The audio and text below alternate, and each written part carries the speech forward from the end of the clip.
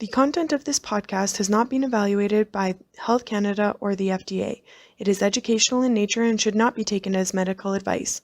Always consult a qualified medical professional to see if a diet, lifestyle change, or supplement is right for you. Any supplements mentioned are not intended to diagnose, treat, cure, or prevent any disease.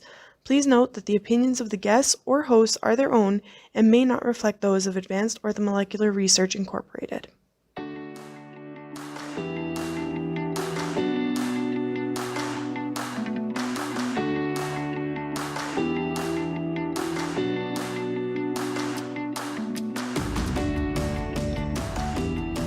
Welcome to Supplementing Health, a podcast presented by Advanced Orthomolecular Research.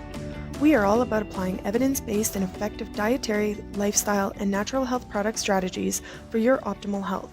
In each episode, we will feature very engaging clinicians and experts from the world of functional and naturopathic medicine to help achieve our mission to empower people to live their best lives naturally.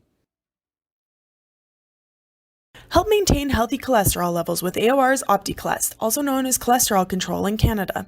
This formula uses a proprietary extract of bergamot, which contains a diverse and highly concentrated flavonoid profile that makes it beneficial for helping to maintain healthy cardiovascular processes. Bergamot is rich in several phenolic compounds that possess antioxidant properties as well as supporting healthy cholesterol and inflammatory responses. OptiCholest, or cholesterol control, is a premium supplement that harnesses the benefits of bergamot to deliver convenient support for healthy cholesterol levels. Get yours today at your local retailer or online at aor.ca or aor.us. Thanks for tuning in to Supplementing Health. Today I'm joined by Chad Yarvitz, a personal trainer and California Golden Gloves champion of 2008. We will be exploring cardiovascular health and utilizing breathwork to support movement and create power within your movements. Welcome, Chad. Thanks for joining me today. Thank you. I'm excited to be on. So often breathwork is thought of in terms of meditation or a relaxation technique, possibly in some cases not thought of at all, yet it is estimated that breathing can increase your power output by up to 20% when utilized correctly for activities such as weightlifting or, in your case, boxing. So what is the magic behind breathwork? Yeah, absolutely. It is the most important aspect of any athletic movement, in my opinion, and it was one of the toughest to really master, especially in the sport of boxing. And I did find that when you breathe properly, you are able to produce more power and sustain that power. A lot of it comes down to creating rigidity.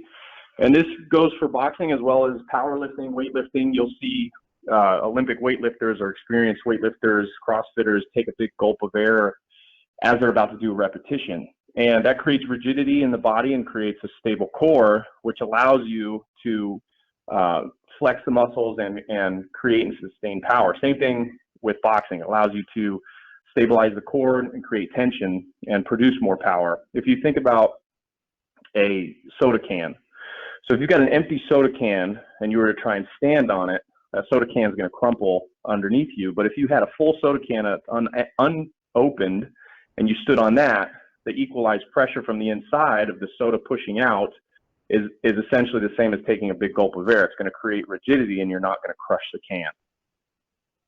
So is there specific techniques for each individualized sport, or is it more of a generalized technique that can be used? That's a good question. It's definitely different. I found that breathing in any sport where there's synchronization is a lot easier. So for example, let's take weightlifting. You know, your reps are going to be pretty much the same tempo, hopefully, if you're doing it correctly. So it's a 2-second inhale followed by a 1-second exhale or something like that. Same thing with a synchronized run or a tempoed swim. You know, you're counting your steps, you're counting your strokes, and your breathing is going to be very consistent. The difficult thing in a combat sport like boxing or MMA, kickboxing, is that your breathing is not so synchronized. You don't have the ability to create a rhythm and breathe in a rhythmic way. You have to kind of take your air when you can get it. And so learning to breathe in a fight sport or in the middle of a combat scenario is a lot more difficult and takes a lot more consistent focus than it does in any of these other sports. So when you're breathing, I've heard different advice. So for example, if you're doing crunches, you're often told to like breathe out when you're contracting and breathe in as you relax. Would that be the same kind of pattern for other sports like weightlifting and whatnot, or would you vary and maybe breathe out when you're actually putting out, giving output versus relaxing? Yeah, I mean, there's different schools of thought on that, but for the most part, exhaling upon exertion is the key, but not exhaling too much. So, for example, if you're weightlifting and you exhale all of the air out of your body, or if you're throwing a punch and you're exhaling every last ounce of air out of your lungs, you're going to lose power. You're going to lose focus. You have no oxygen to work with, and you're not really able to stabilize the core. So having, a half breath or a three-quarters breath and expelling some of that air during a concentric phase or a flex or a punch, for example, you want to keep some of that air in your system to create the rigidity and not expel all of the oxygen and then become hypoxic, where you lose focus. And I mean, it's even possible to lose consciousness, as we've probably all seen videos on the internet of people lifting really heavy weights and then passing out. They've either held their breath for too long, or they've expelled all of the air out and they lose oxygen to the brain. So then if you're only taking half breaths or not fully expelling or fully inhaling, can that reduce the oxygen that's getting to your muscles as you're working them? Absolutely. If you're not recycling air, so if you're taking half breaths or short breaths, you can hyperventilate. And I've done that, especially in the beginning of my boxing career, before I learned to take breaths when I needed them, full inhales and exhales. If you're kind of stuck in the middle with half breaths, or you're taking short, shallow breaths, you will eventually hyperventilate, especially if you're exerting a lot of energy. So the half breath exhale, like let's say I'm gonna do a heavy bench press. I'm gonna max on the bench press. I want to take almost a full breath, or a full breath if possible.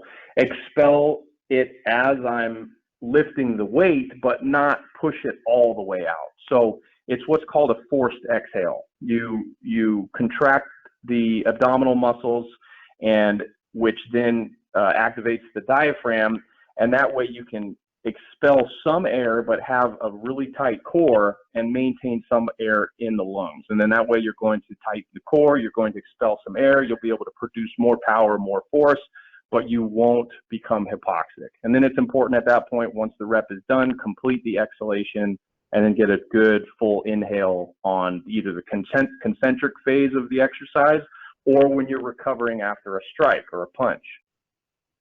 Okay, so then does your current lung capacity impact the amount of power that you can get from a movement when you're utilizing this technique?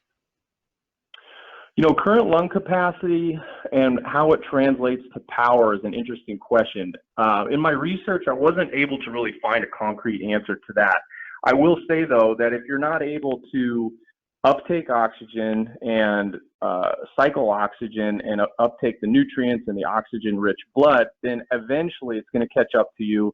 You'll enter an anaerobic fatigue state, and you won't be able to produce power. So maybe right on the onset, someone who has a large amount of lung capacity versus someone who has a little less lung capacity will be able to produce the same amount of power relative to their strength and muscle mass. But in sustained energy and sustained exercise and exertion, the person with more lung capacity and better oxygen uptake is definitely going to be able to last with more power in the long run. And so does the breathing technique also then reduce your risk of injury? Yes, and it kind of comes back to what I was saying with being able to maintain focus and not becoming hypoxic. As soon as you become hypoxic and you lose oxygen to the brain, you can lose focus, you lose nutrient delivery, you lose mental acuity and cognition. And as soon as we lose those things, then you're going to lose your ability to focus in whatever sport you're doing. You won't be as coordinated, you won't be as precise. And if it's a sport or activity that involves strategy, obviously your ability to strategize under that pressure is going to diminish, and it's going to leave you in trouble. And so from your career in boxing, obviously speed and precision are really important. And so then that mental acuity and ability to home in on your breathing would really help improve these skills, would it not? Yes, and like I said at the beginning of this, the breathing was the most difficult part for me, and I was never the type to meditate, and I always thought it was granola and only hippies focused on their breathing. But through the transition from playing football my whole life into boxing, I was out of air in the first 3 minutes of a fight or a sparring match, and I was determined to figure out why. I could run a 5.5 minute mile. I could run sprints. I could sustain long jump rope workouts and heavy bag workouts. But when it came to a fight, when the adrenaline was pumping and I wasn't focused on consistent breathing, I would hit that hypoxic state. So learning to breathe properly, learning to meditate, even in the middle of a violent act like boxing, learning to be focused and centered on breathing is really what keeps the entire computer system working. If the oxygen is flowing and you're able to prioritize that in any environment, you're going to perform better, you're going to strike harder, you'll be faster, your reflexes will be quicker. And that mindset piece really ties in for elite athletes as well, especially if you're doing endurance activities and whatnot. Does the breathing relationship that comes into that change for those more ultra marathon runners and like long distance bikers, things like that, that are more about the endurance rather than the sprinting to the end? Well, for sure. I mean, endurance sports are almost entirely aerobic. Sometimes they become anaerobic, meaning without oxygen. If you're hitting a hill on a bike or on a marathon or something like that, but being able to sustain an ultra marathon pace, going for 100 miles, 10 to 20 hours of sustained activity is completely aerobic. So those athletes have trained hours and hours, not only in meditation, and mental strength, but how to deliver oxygen, how to breathe consistently, and how to optimize that oxygen uptake in order to be able to sustain that type of exercise. If they're not focused on breathing and it's a forethought or a second priority, they're not going to perform. They will not make it through one of those big endurance events. And so what about those that are just starting in on exercise or maybe recovering from a cardiac event? How does the breathing techniques, or how could those breathing techniques support them in getting back to their ideal fitness level? Start with something simple. Breathing is it's intuitive, it's natural, it's something we do without having to think about it. It's an automatic response in the body. So learning to control it and learning to tap into it is something that a lot of people haven't even considered. They've just gone on autopilot their entire lives. So no matter where you are in your life, whether it's a post-cardiac event or you're trying to improve endurance or you're just starting out as an athlete or you just want to improve your mood and your cognition, start with something basic. And one of my favorites is a box breathing technique. So you think of a box and each side of the box is 4 seconds. I'm going to inhale for 4 seconds slowly. I'm going to hold the top of that breath for 4 seconds. And then I'm going to exhale for 4 seconds slowly and then hold the bottom of that breath for 4 seconds. And even doing this for 30 seconds to a minute, a real short duration of time, has been proven to have our bodies relax, get us into a better mental state, lower blood pressure, and switch you from a sympathetic nervous system state to a parasympathetic, which is growth recovery. And so would it make sense then for those that are recovering or newer to exercise to focus on breath work separate from their exercise routine to then hone in on those skills?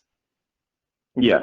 Yeah, I believe focusing on breath work during the exercise is obviously important, but doing it outside of exercise is important too. Not only is it going to translate and make you breathe better and perform better in your workout, but it's going to make you perform better in every other aspect of your life, whether it's stress reduction, improved sleep, improved nutrient uptake, dealing with anxiety. I mean, the list goes on and on.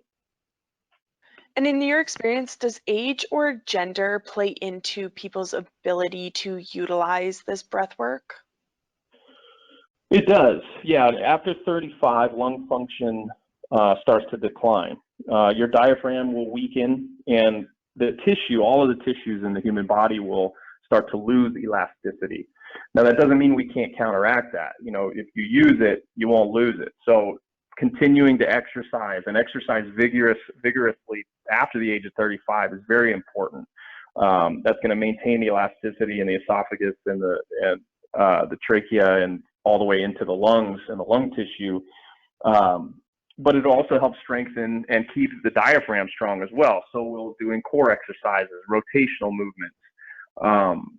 Those are definitely going to help as we age. So keep the system working and keep it functioning to maintain health. And there's definitely going to be somewhat of a decline that we can't help, but we can definitely be optimal for whatever age we're at, no matter what age we are. And when you're working with clients, do you have any particular exercises or techniques that you use to get them to strengthen that rhythm of breathing with the exercise that they're doing? Yeah, some people are very intuitive with it. Former athletes, a lot of them have it down, especially if they've been in water. Water polo athletes and kind of swimmer, they've had to work on breath work, so it's natural to them. But a lot of people who haven't, and I see them become hypoxic or start to hyperventilate or be too tired too soon, I'll actually sit them down at the end of our sessions and we will focus on meditation. And I'll start with box breathing because it's one of the most simple breathing exercises. And so we'll actually take 5 to 15 minutes at the end of some of our sessions, turn on some really mellow music, close our eyes, dim the lights, and just focus on breathing so they can become in tune with that aspect of their training. Well, thank you so much for chatting with me today, Chad. I really appreciate you taking the time to share your expertise on breathwork and how much it can impact your athletic performance.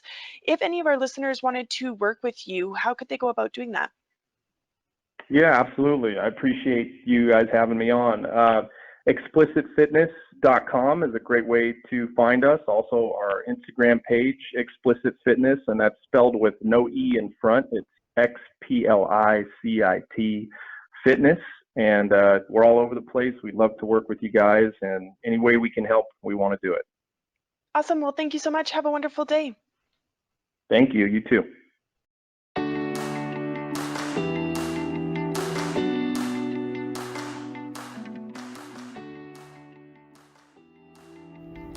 Thank you for listening to Supplementing Health. For more information about our guests, past shows, and future topics, please visit aor.ca/podcast or aor.us/podcast.